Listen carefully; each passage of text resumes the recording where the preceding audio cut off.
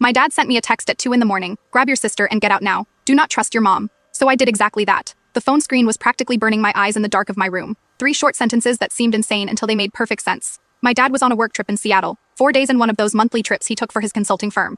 Always by the book, predictable. He never texted after 10 p.m., never used urgent language, never said anything that would scare us. This message broke every rule I knew about my dad: careful and controlled, meaning something had gone seriously wrong. I was 17 and already knew how to tell when an adult was overreacting, or when they were actually terrified. This text felt like pure terror squeezed into 12 words.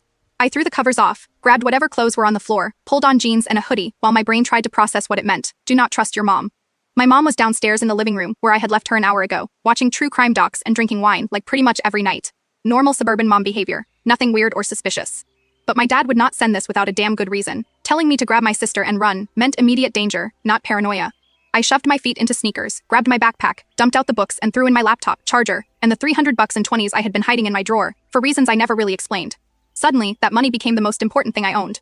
My sister Becca was 12 and slept like a rock, did not even stir when I ran around in the room next door. I went slowly down the hallway, opened her door carefully. The hinge creaked and I almost died. She was all tangled up in the blankets, just her black hair showing, breathing deep in heavy sleep. Waking her quietly was going to be nearly impossible, but waking her screaming would bring mom up from downstairs, and my dad's message had been clear about not trusting her. I knelt by Becca's bed, covered her mouth with my hand and shook her shoulder. Her eyes flew open, scared. I felt her try to scream against my palm.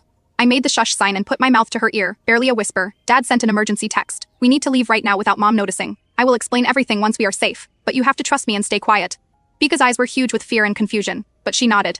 I took my hand off her mouth. She sat up in bed, grabbed her glasses from the nightstand. I had already pulled clothes from her closet, jeans and a hoodie that I shoved into her hands, making the signal to change fast. She pulled them on over her pajamas with shaking hands. I stuffed her feet into the closest sneakers, did not even tie them properly. Becca's bedroom window faced the backyard and had the screen I had already taken off multiple times to sneak out and meet friends. I popped the screen off easily, looked down about 8 feet to the flower bed. Not ideal, but doable. The dirt would soften the landing. I tossed both backpacks out first, watched them land in the dirt, then helped Becca climb through the window.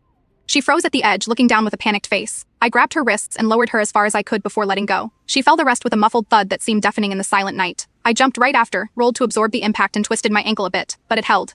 When I got up, Becca was staring at me with questions all over her face. I grabbed her hand and ran to the back of the yard. We probably had a few minutes before mom came upstairs or heard something. The fence was almost 6 feet of wood. I climbed up using the lattice as steps, went over to the other side and dropped into the neighbor's yard. Becca struggled more with the height, but I talked her through what to do, caught her when she came down on my side. We ran through 3 backyards until we came out on a street 2 blocks from our house, both of us panting. Only then did I pull out my phone again and reread Dad's message, looking for details I had missed in the panic. Timestamp showed 2:03, sent 7 minutes ago. No new messages, no missed calls, just those 3 sentences hanging on the screen like a bomb. I tried calling him and it went straight to voicemail, his professional greeting totally out of place with the emergency he had warned about. Becca was tugging on my sleeve, wanting an explanation I did not have, her voice rising with nerves. I showed her the text and watched her face go white, even in the dim light from the street lamp. What did he mean, do not trust mom? What is happening? I still do not know. But Dad would not say this for no reason. We need to get somewhere safe so we can figure out what is going on.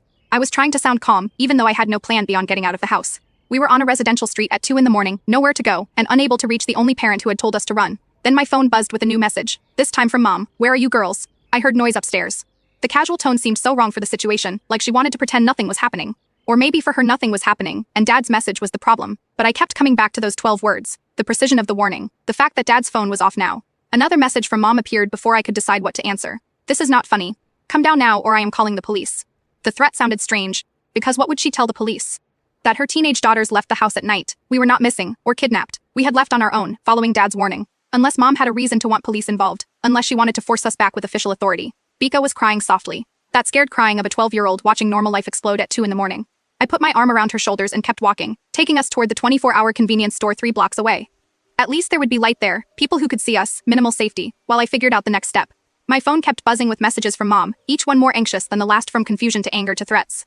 The store was almost empty, just the bored clerk scrolling on his phone behind bulletproof glass. Becca and I huddled in the back near the coolers, trying to look normal, despite being 2 teenagers alone at 2 in the morning. I called Dad again, and it went to voicemail again. His phone definitely off. I texted asking for more information, saying we had gotten out but needed to know what was going on. Then my phone rang and Mom's name lit up the screen. I stared at it, ringing 3 times before answering. Put it on speaker so Becca could hear too. Her voice on the phone tight, with barely contained emotion. Where are you? What is happening? I wake up and both my daughters are gone. Window open, not answering texts. You are scaring me to death.